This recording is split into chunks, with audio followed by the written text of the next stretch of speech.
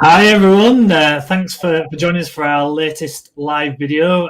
As ever, we are on the various different platforms, LinkedIn, Facebook, Twitter, as well as our YouTube channel as well. So thank you everyone for joining us. Bit of a special one today because we're joined by Pete Evans, and we're also, as you can see on the screen, joined by Dave Kurlan. So Dave's all the way in the USA, so it's nice and early for Dave. I think it's around 7 a.m. Is that correct, Dave? That's right. Oh, so thank you very much. We really, really appreciate you joining us at such an early hour.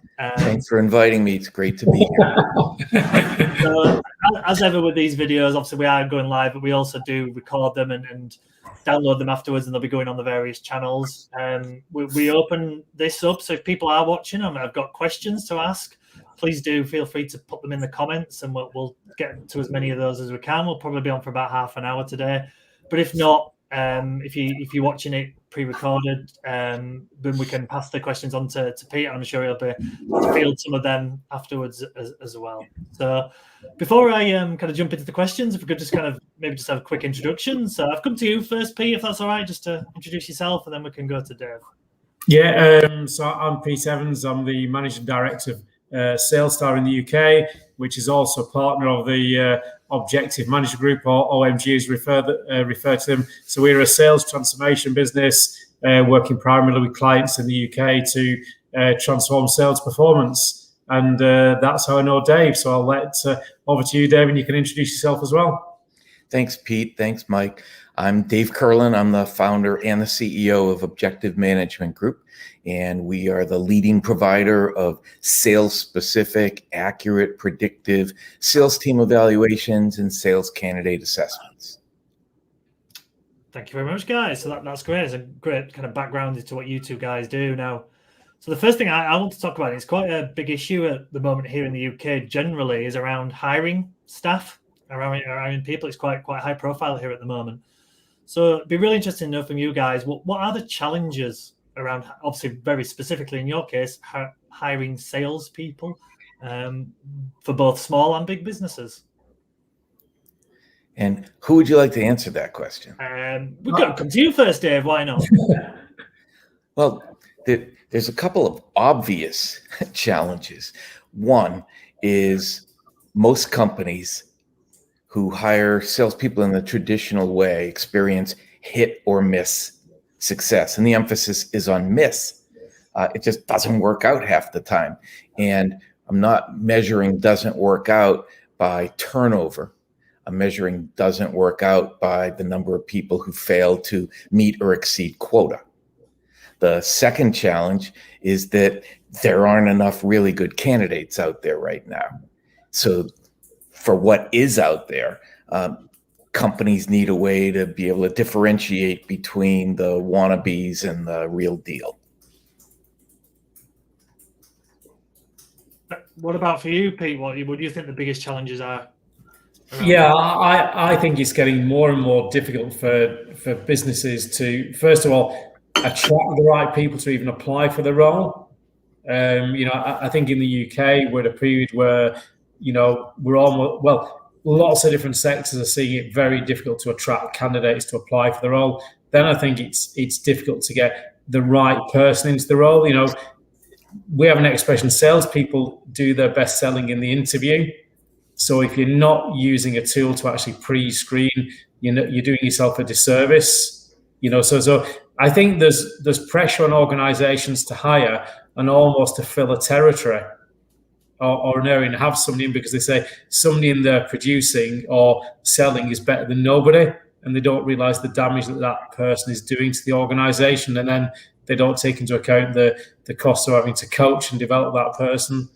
And I think the reason that often salespeople don't work out is, even if we hire great people, is through lack of onboarding, proper onboarding. So I think that's my opinion. I think it's getting more challenges, and companies having to be more innovative in how they attract talent as well to the organization. David, is there anything you want to add to that? Oh, you covered it wonderfully, Pete. I think my interesting thing is, obviously I know I've done a bit of research on what you do, Dave, is around data. Essentially, I think it's, from what I understand, it's a big part of what you do. Using data to well, in many different ways, but to hire the right people. Do you want to kind of explain to us kind of how important that is and how it's used as well? It'd be really interesting to find out more. Well, sure. Data definitely plays a part, but I think data plays a part after the dust has settled. When it comes to hiring sales candidates, we measure 21 sales core competencies, the 21. And some of those competencies are more important than others, depending on the role. Pete was talking about whether somebody is the right fit. So a mediocre salesperson might be a perfect fit for one role at one company in one industry, and a great salesperson might not be a fit for that role.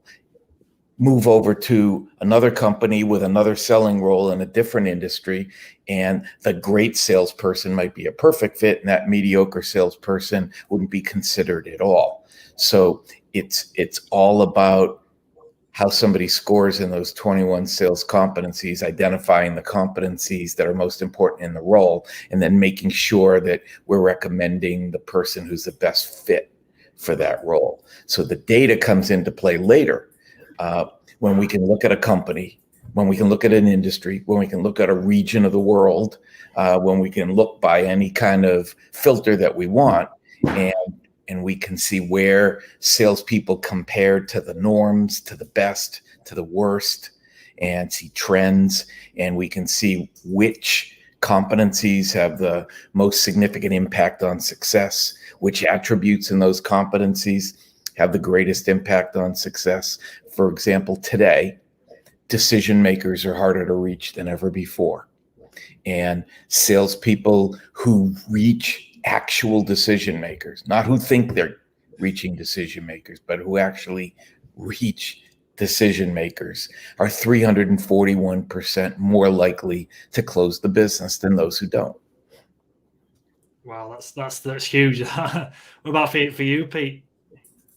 Yeah, I think the data is really important. Just to come back to what Dave was saying, the ability to actually help an organization understand how good or bad their salespeople are, the effectiveness of those salespeople, is really crucial when we're wanting to train, coach, and develop people. And what we talk about right at the start of an engagement is we're going to take the guesswork out of the interventions that are needed to really help your organization go from good to great in selling.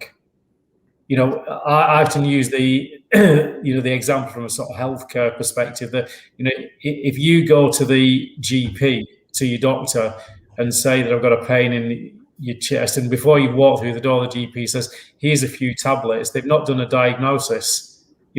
I relate what the OMG sales evaluation can do. It's a bit like going to the hospital for an MRI scan.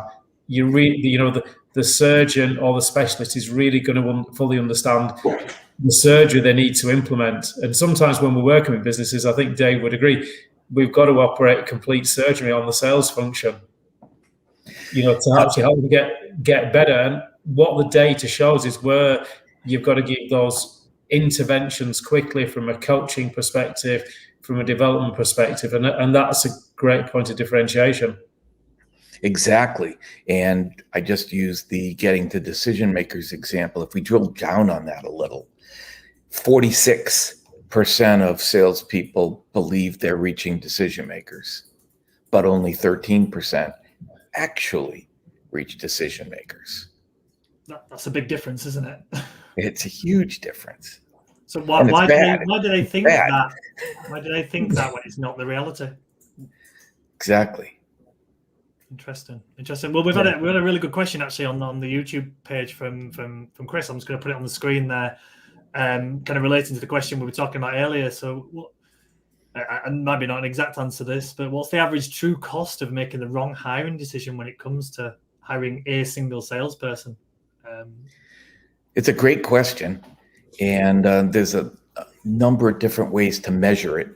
And there's a range of that cost depending on what companies invest in bringing salespeople on, and how much they invest in onboarding salespeople, and how much their products and services sell for.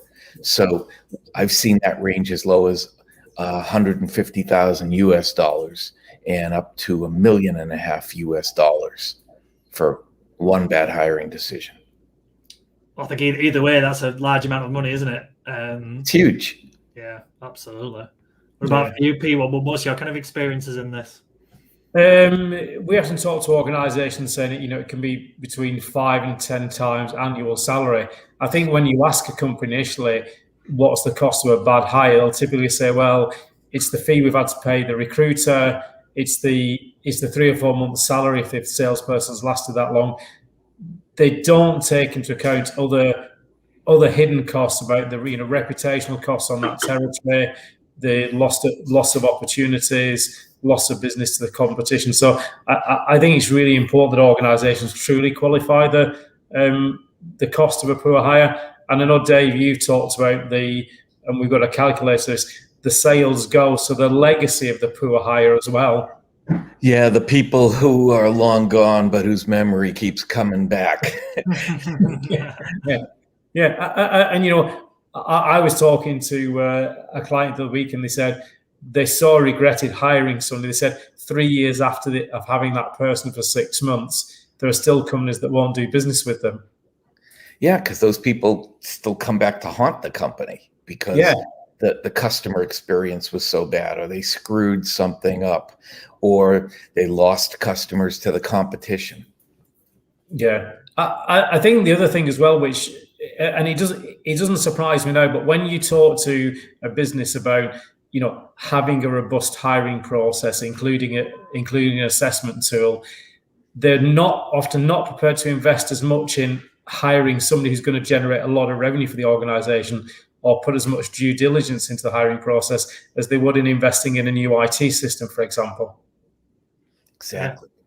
Yeah. If they're investing in a new IT system that's going to cost them hundreds of thousands of pounds, they'll have a process for choosing the supplier, but they won't have the same process for hiring a salesperson, because they'll often go on the gut feeling. Yeah, gut, or they're just plain stubborn. It's terrible. HR doesn't want to change the way they hire people in general. Human resources may be great at hiring employees, but hiring salespeople is completely different. They don't recognize that salespeople is competition that are trying to prevent that salesperson from succeeding. There are prospects who are hiding from salespeople and don't even want to talk to them. And then the salespeople have demons of their own, their fears and their discomforts that make it difficult for them to do selling specific things. And until HR recognizes that salespeople are a different animal, they get stubborn about wanting to do anything differently. And sales managers want to rely on their gut instinct, even though their gut instinct has never given them better than a 50% track record. And CEOs, they're stubborn in that they allow all this mediocrity to continue and won't hold anybody accountable for increasing the rate of success of how it is these days, for increasing the rate of success of reps hitting quota. That hasn't been over 50% for 5 years. And they don't seem to demand any changes in that. And it's the same with the outcomes of hiring salespeople. The new salespeople don't hit quota either.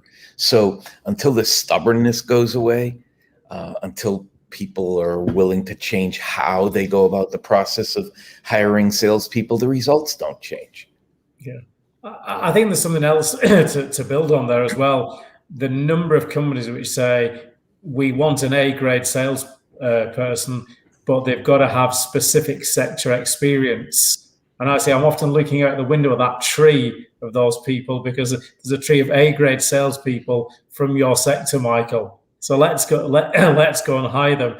And the reason that companies won't hire an A-grade salesperson from a different sector is what they'll come back to is, but Pete, we'll have to put in place a proper onboarding process to give them technical training, which is giving you a good indication about their culture. Because if they were to hire an accountant, for example, they would invest in continued professional development for that accountant. And I'll often push back and say, so before your accountant joined you, Michael, what sector did he work in? Oh, he came from a completely different sector. So you didn't hire an accountant with experience in the chemical engineering sector. No, we hired the best person. So what training do you give someone? But they won't apply the same logic to the sales function. Carrying on that concept where CEOs don't seem to want to do anything to change the never-ending cycle of salespeople not hitting quota. What would they do if the CFO could only find 50% of the money? Yeah, they wouldn't put up with that, but they seem to put up with not hitting forecast, not hitting quota, not hitting goals, just fine. It's like, well, that's what we expected. It's terrible. Yeah. And I think there's something else on that, Dave, as well, accepting declining margins as well. Absolutely. And discounting. The race to the bottom. Yeah. So I kind of move on, and actually, Dave, the dog's barking is actually a perfect segue into the kind of next thing I was going to kind of cover, which was around kind of. That's not any dog barking. That's Dinger. Dinger. Okay, Dinger. Dinger. Is the kind Dinger of gets featured in my blog once in a while. Well, Dinger, the dog that's smarter than salespeople. But it's an indication of the impact of the pandemic, isn't it? The working from home and what's going on, and kind of the question all about video selling as opposed to face-to-face selling. Be interested to know your thoughts on how that's changed the industry and how how it's had an impact. We've had a couple of questions in actually, and I'll flash them up on the screen. But just to generally understand, what the impact of COVID, apart from the obviously practical side of it, but the industry as we move forward. Well, I think, the pandemic was awful, and there's nothing that can be said to dispute that. But if there is a benefit to the pandemic, it's the fact that salespeople had to learn to sell over video, and many have, but there's still a lot who haven't, and they still don't think they can sell unless they're face to face.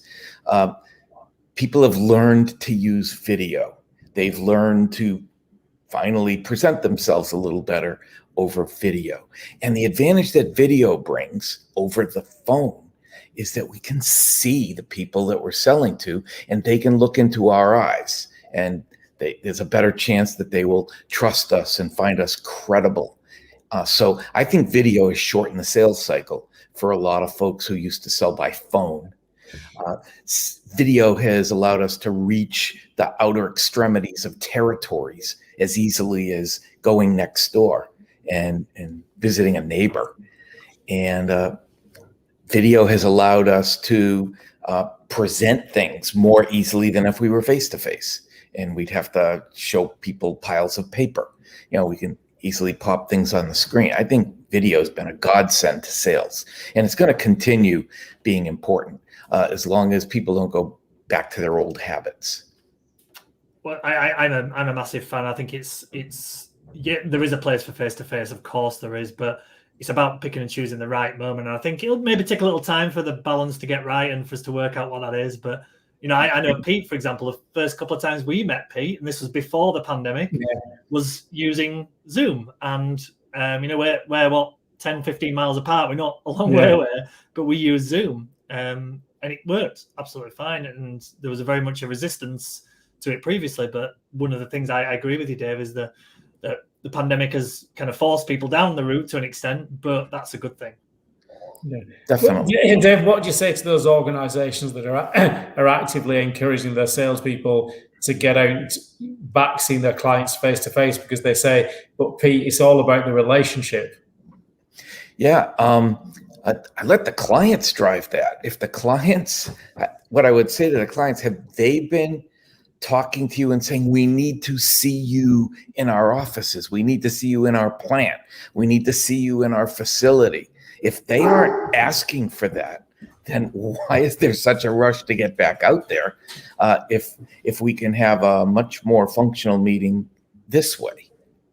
It certainly reduces costs. It's certainly more flexible from a time standpoint. Yeah. And it eliminates all that wasted windshield time. Yeah. Definitely. What do you say to those salespeople who say, "Well, but Dave, I hear what you're saying, but there's nothing like meeting somebody in person because you can see the body language. You can't pick up the nuances on screen." Oh, there's something like meeting people in person. It's doing it this way. And I can see all the body language I need. I don't care what their hands or feet are doing. Are they paying attention? Are they engaged? How are they reacting?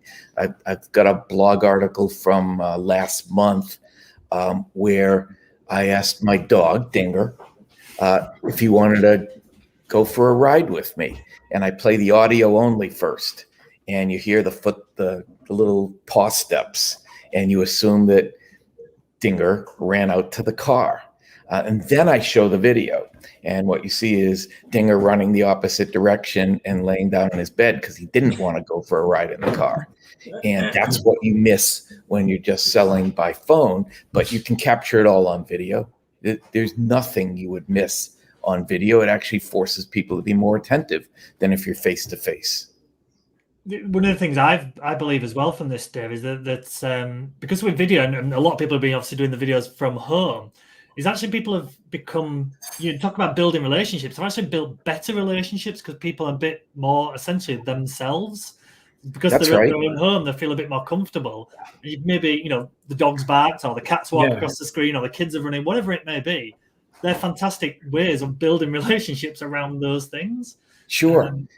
Even if you're doing it from your cubicle, it's still the same. Absolutely.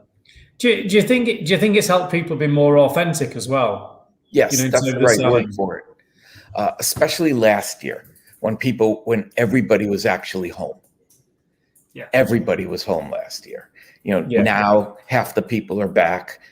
You'll see people in their office. You'll see people in their cubicles. You'll still see people at home, but at least today, they're not doing it from their bedroom, and they're not doing it from the bathroom, and they're not doing it from their closet, and they're not doing it from their basement.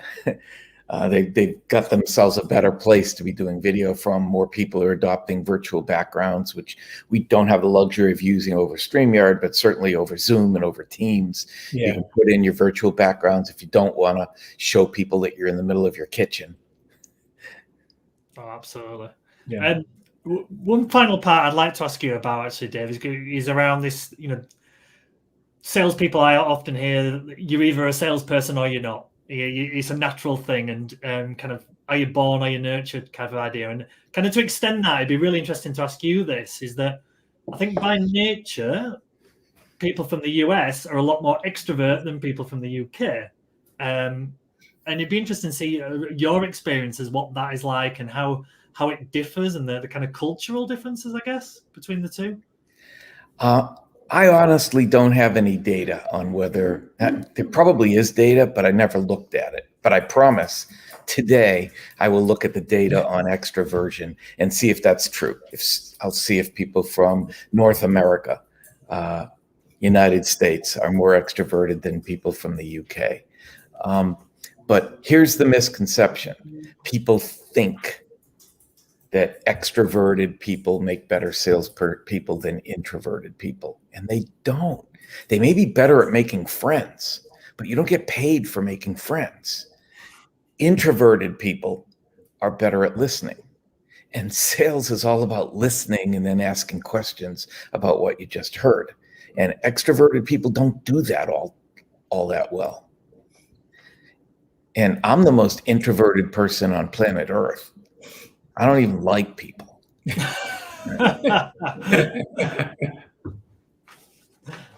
Oh, brilliant. What about you, Pete? I don't think salespeople are naturally born. I'm not quite as introverted as Dave. I'm probably somewhere in the middle. But I think when I first went into sales, into corporate sales, I'd been on induction course 2 weeks, and then I went to the branch where I was placed. I sort of looked around the room and thought, I think I've actually chosen the wrong career, because it was full of egos. There were 15 other blokes who were really extroverted. But I was fortunate. I had a branch manager, Vincent Keeney, who said, you'll actually be successful. Follow what I show you to do. He said it's actually about listening and asking great questions. And that's well over 25 years ago now. But that's always stuck with me. And what I did was then rose to the top of the region, because it was about listening. It was asking great questions. It was about follow through. And actually, I found that my clients didn't care whether I was an introvert or an extrovert. But you did see a lot of egos coming in who said, all my clients are my friends. I've got great relationships, and I didn't know there was none of this ONG stuff that I knew. We were using Thomas International and Disc at the time, but actually, I think that just bears fruit. I think introverts tend to be better listeners, and I think you've got to have the right mindset as well.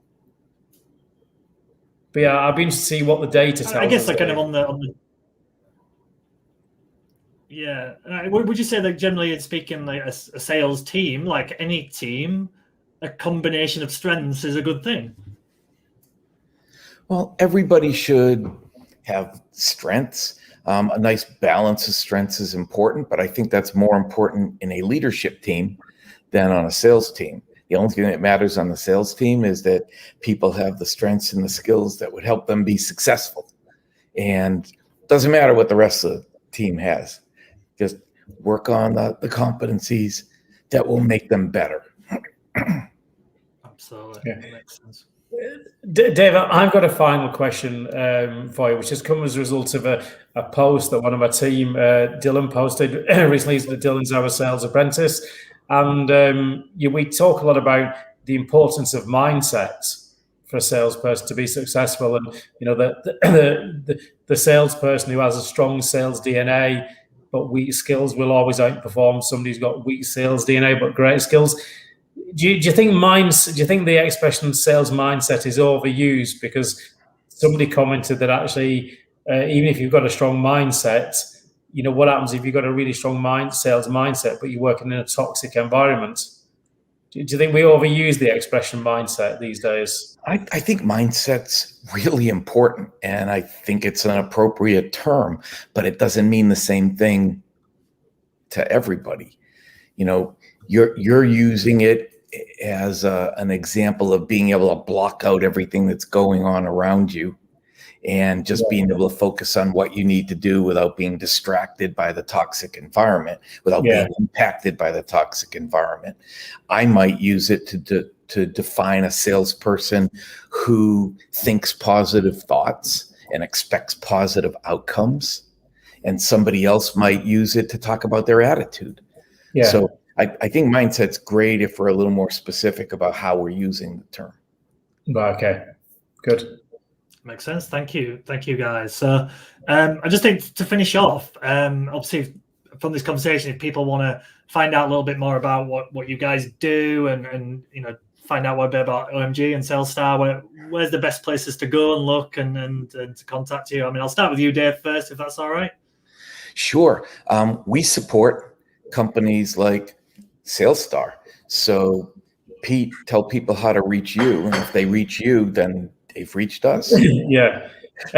So if people want to contact me, they can connect with me on LinkedIn, or my email address is pete.evans@salesstar.com. So, or if anybody knows Michael and they want to connect through Michael, more than happy to connect with them. Yeah, absolutely. For whatever reason you can't find Pete, just come to myself, and I hear from Pete quite a lot, so I'm sure I can pass his details on to you. Yeah. Now, I just find out, we really want to say thank you, Dave, for obviously very early morning for yourself. And it looks a beautiful day in the background. I'm slightly jealous here. So I realize thank you for your time. This is our one beautiful day of the month. better than we get no beautiful days a month. We did have a few last week. That's great. Well, yeah. I just want to say, I said thank you again, Dave. I really appreciate it. Thanks for inviting me, guys. And as always, thank you very much, Pete. Really appreciate it. Yeah, thanks so much, Dave. Thank you.